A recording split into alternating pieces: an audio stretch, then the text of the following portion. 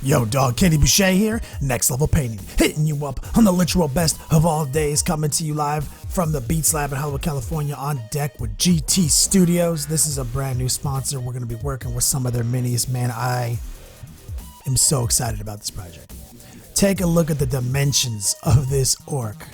There's obviously a few issues with some of the seams. We're going to address that in this video, but god damn it, I'm in love with this model. So we're going to grab the Vallejo plastic putty. I've done a video on this in the past. I'm going to show you how to do it again. Some of these gaps on this model, unfortunately, are huge. Now, nothing wrong with the resin. The resin is very smooth. The details are very pronounced, very minimal mold lines, but some of the seams are going to not match up perfectly. I don't know why. Maybe it's because they have so many different molds based on the same physique. No idea. I'm not a mold scientist, but I will show you how to make this Vallejo plastic putty work. You see, I got a big slurry built up on my desk. I'm using a beat up brush and I'm just jamming the putty into that crack, building a big rough patch of it right across the seam.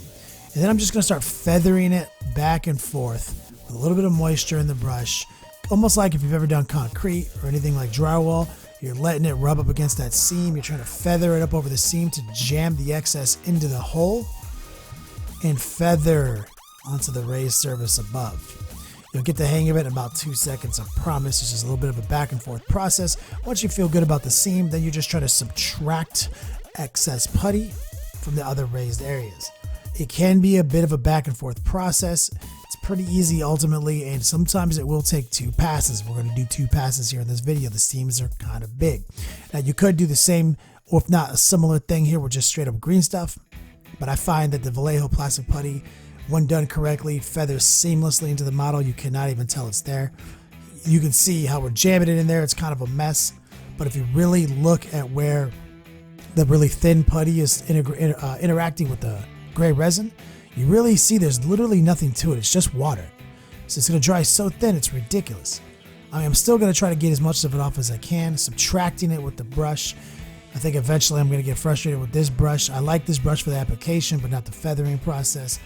I have a bigger, stiffer bristle brush to help do the erasing or the editing of this. Like I said, we're not going to get too focused on the first coat. We're going to jam it into the best we can, but we know there's going to be a little bit of evaporation. There's going to be a little shrinkage.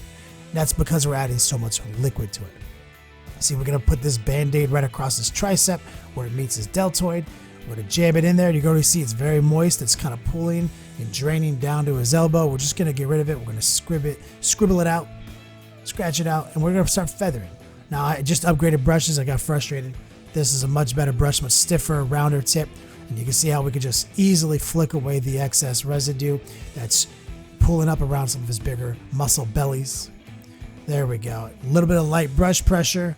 You can push a little harder into the flat areas where you're just subtracting. But there you go. Let's do it again. See, I'm going to use this twisting motion. I'm going to jam a bunch up in there.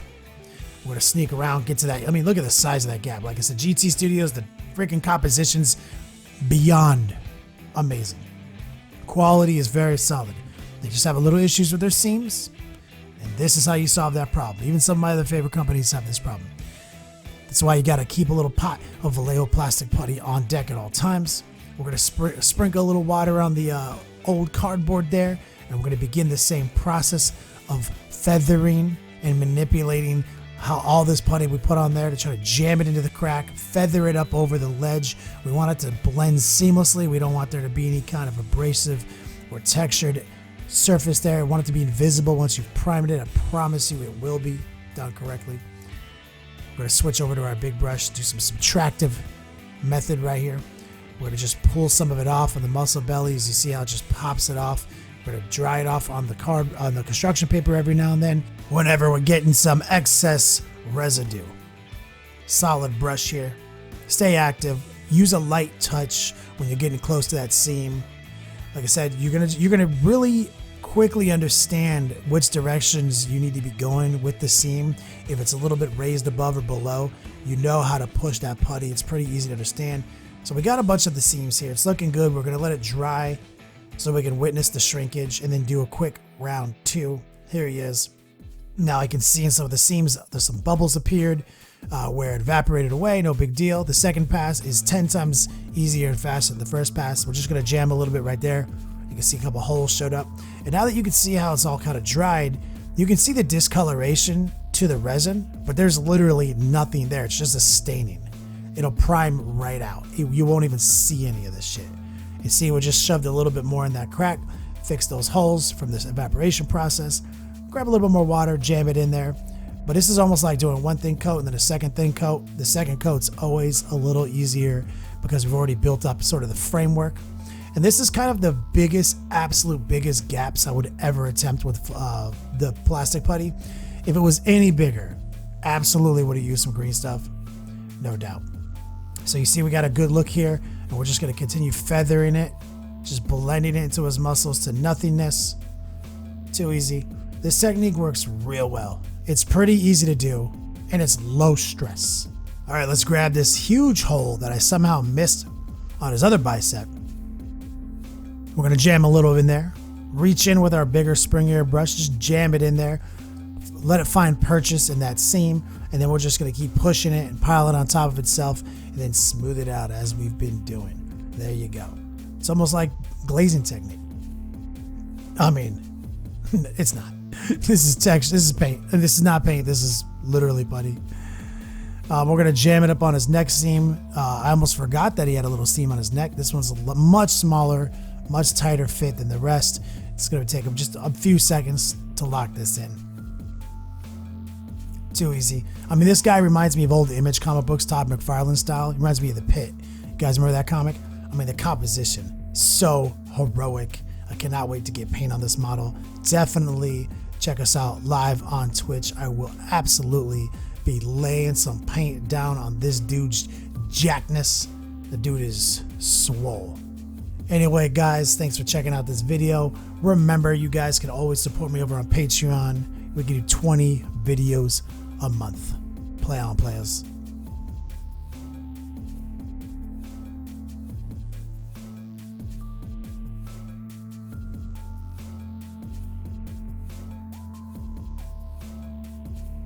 If you like these tutorials, check out Next Level Painting on Patreon. Become a patron of the arts today. We offer early and exclusive access to our videos and a rewards program for different pledge levels. Patreon is PayPal and credit card secure, so you don't have to worry about that. We use 100% of the money to improve our process.